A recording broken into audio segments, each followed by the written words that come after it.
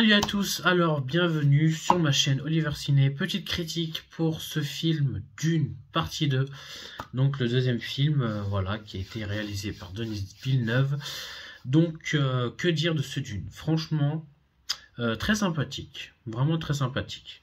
Donc bon, on va parler, petite critique que je vais faire, parler un petit peu de mon avis, des acteurs. Bon, franchement déjà, Timothée Chalamet, franchement magnifique. Vraiment très bon rôle. Vraiment, c'est vrai que je le connais pas dans beaucoup de films, mais franchement très surprenant. Dans ce film d'une deuxième partie, ouais, franchement, qu'il l'appelle Uzul. Paul Astrid, vraiment, qui joue parfaitement à la perfection. Surtout, franchement, quand il grimpe sur le verre. Vraiment gigantesque, vraiment très très bien. Zendaya, franchement, Shiny, qui joue le rôle de Shiny, franchement, voilà.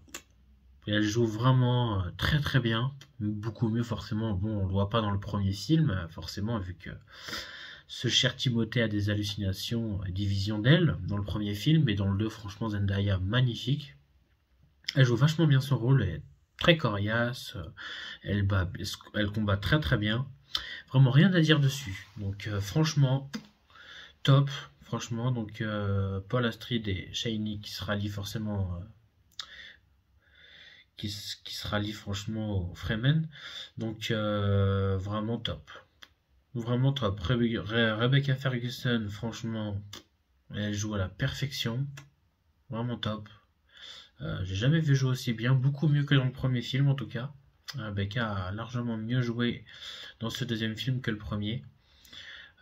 Franchement, que dire, Austin Butler, son interprétation magnifique. Vraiment, bon, je connais pas le nom de tout le monde dans le film. Je l'ai vu il y a pas longtemps, je l'ai vu là il y a même pas une heure de ça que je suis sorti de la salle. Donc voilà, bon, c'est encore un peu vague dans ma tête avec tous les noms. C'est 2h46.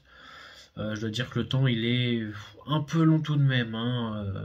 J'ai bien suivi le film, je me suis pas endormi, mais c'est quand même long. 2h46, 2h45, un peu long. Il aurait pu le réduire peut-être à 2h30, 2h20, tu vois, 20 minutes en moins, ça aurait été parfait, vraiment parfait. Le même film, mais réduit 2 minutes en moins, parce que je trouve que des fois les dialogues, ils sont un peu trop longs, quoi. Ça bavarde, il y a un temps d'arrêt, ça se regarde, ça bavarde, c'est...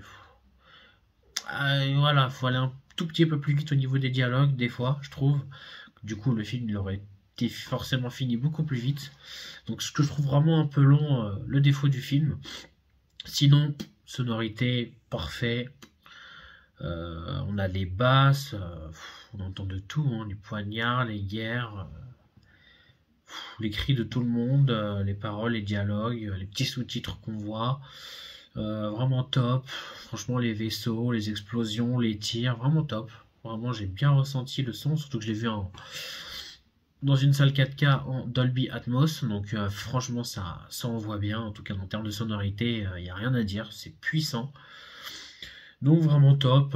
Voilà, comme j'avais dit, c'est une Butler qui joue parfaitement bien. Avec son crâne rasé. Du coup, il a fait ses chorégraphies de combat lui-même. Il a combattu lui-même. C'est bien investi. Pareil pour Timothée, Zendaya. Dave Bautista, du coup, vraiment lui aussi, sympa, un peu léger quand même. On voit pas beaucoup, mais j'aurais préféré un peu plus de lui, parce que Dave Bautista c'est quand même un très bon acteur, qui a bien joué dans le MCU de Drax, franchement, il a fait le méchant aussi dans James Bond, dans Spectre. J'aurais préféré un peu plus j'en attendais un peu plus de lui. Léa Seydoux, franchement magnifique. Elle jouait vachement bien. Quand on la voit pour la première fois dans les tribunes pour le combat de forcément Austin Butler, qui combattait vraiment bien. On la voit dans les tribunes avec ses petites jumelles là. Vraiment bien. Son interprétation, elle est assez douce, vraiment sympathique. Que dire d'autre? Je sais plus exactement son nom, désolé. Lui qui a un petit peu formé Timothée, Paul Astrid à combattre. qu'on le voit depuis le début du film. Je sais plus, j'ai oublié son nom. Lui aussi, qui a joué forcément le méchant dans James Bond Skyfall.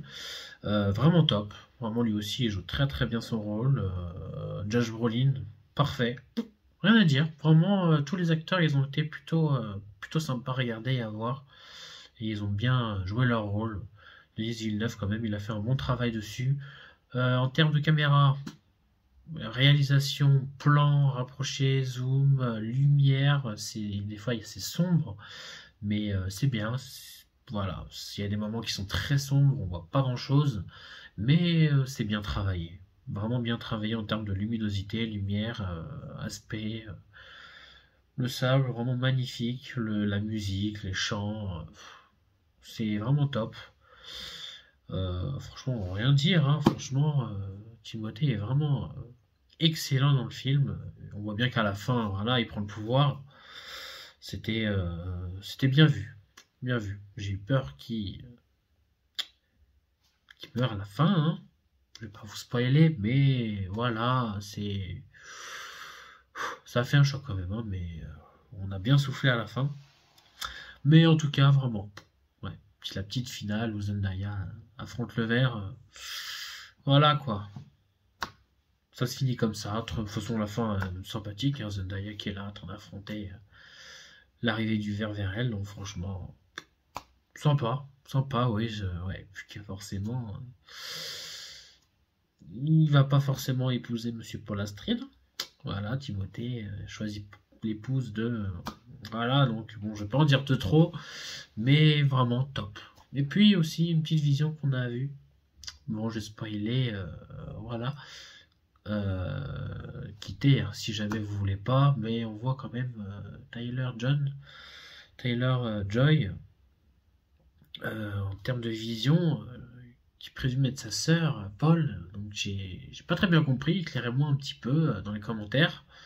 Cette petite partie là du film, j'ai bugué un peu qu'elle soit là et ce qu'elle racontait. Voilà, elle a apparu même pas 30 secondes d'image et disparu. Donc juste ce petit passage qui m'a un peu intrigué. Mais sinon, voilà. Juste que le film était long, pareil, un peu décevant.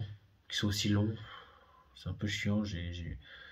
D'un côté, c'est bien, bon, voilà, quoi, tu mets un film, t'as pas envie qu'il se finisse en 1 heure et demie, quoi. Tu te dis si le film il est bien, on en veut plus. Le problème, c'est que le film il est bien, mais ouais, c'est compliqué, hein. S'il était trop court et qu'il était bien, on aurait dit pourquoi ils l'ont pas fait plus long s'il est bien. Mais s'il est bien mais qu'il est trop long, pourquoi ils l'ont pas un peu plus raccourci pour qu'il soit meilleur encore. Voilà, mais bon. Voilà, ça dépend le temps de visionnage de certains. Peut-être que des gens aiment bien les films qui sont longs, d'autres plus courts, donc ça dépend aussi des gens. Donc en tout cas, que dire? Bon, ma petite note quand même de...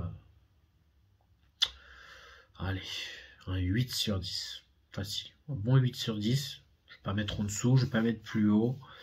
Mais en tout cas, top. Vraiment. Mais franchement, Timothée, il a bien joué, franchement, magnifique. Je le connais pas dans beaucoup de films, hein, à part bon, Wonka, que je n'ai pas vu d'ailleurs, mais que j'ai précommandé déjà le film, parce qu'il était beau. J'ai pris l'édition Fnac, donc bon, avec les petits confettis de couleurs, les petits, je dis pas les confettis, mais les friandises, chocolat de couleur sur le boîtier, donc j'ai pris celui-là. Donc en tout cas, bon, Timothée, je connais pas non plus ses plus grands films et ses rôles non plus, donc je vous avoue, c'est un peu neutre encore pour cet acteur, mais son rôle, top. Vraiment, il n'y a pas meilleur rôle que lui pour interpréter Paul Astrid, qu'ils ont choisi par les Fremen, franchement, de Zoul, la petite souris du désert, donc, du paradis ou je sais plus quoi. Donc vraiment top, rien à dire. Un bon 8 sur 10, et franchement ça vaut le coup. Je dis pas que c'est un grand film, mais ça reste un bon film. Un bon film. Je dis pas un grand film pour ma part, mais un bon film. Ouais. En tout cas, c'est sûr qu'il est beaucoup mieux que le premier. Ça c'est vrai en tout cas. Le premier était vraiment un peu plat, un petit peu ennuyeux. Le deuxième a un peu plus d'action, mais j'aurais préféré encore plus d'action, je trouve. Et puis je trouve que le final, le combat entre Paul et forcément ce jeune Austin Butler, vraiment, j'aurais préféré que ce soit un peu plus long. À la fin, quand même, j'aurais préféré que le combat final soit un peu plus long. Mais en tout cas, j'ai passé un excellent moment. Et oui, j'achèterai forcément le film, en tout cas, qui sort le 10 juillet en Steelbooks 4K Leclerc avec un coffret collector de 99 € à la Fnac. Vous pouvez regarder déjà sur internet, qui est déjà précommandable avec 10 € offerts de fidélité. Donc, qui sort le 10 juillet en Steelbooks avec un vrai master 4K comme le premier film, HDR Dolby Vision et une VO et une VF en Dolby Atmos. Donc ça en tout cas c'est sûr et certain puisque le premier est en 4K Dolby Vision, VF et VO en Atmos, donc le deuxième il sera exactement pareil. VO et VF en Atmos en 4K Dolby Vision. Donc en tout cas il vaut amplement le coup de l'acheter. Donc merci de m'avoir entendu pour cette petite critique. En tout cas, ça reste un très bon film, très divertissant et vraiment très impressionnant. Et puis le film qui a été tourné du coup, le film a été tourné en IMAX à 40%. 40% du film a été tourné en IMAX. Voilà. Donc pour ceux qui veulent voir en IMAX, vous pouvez y aller. En tout cas, c'est tout ce que j'aurais à dire pour cette critique. Si vous avez vos avis aussi, mettez-les en commentaire. N'oubliez pas de vous abonner et je vous dis à très bientôt.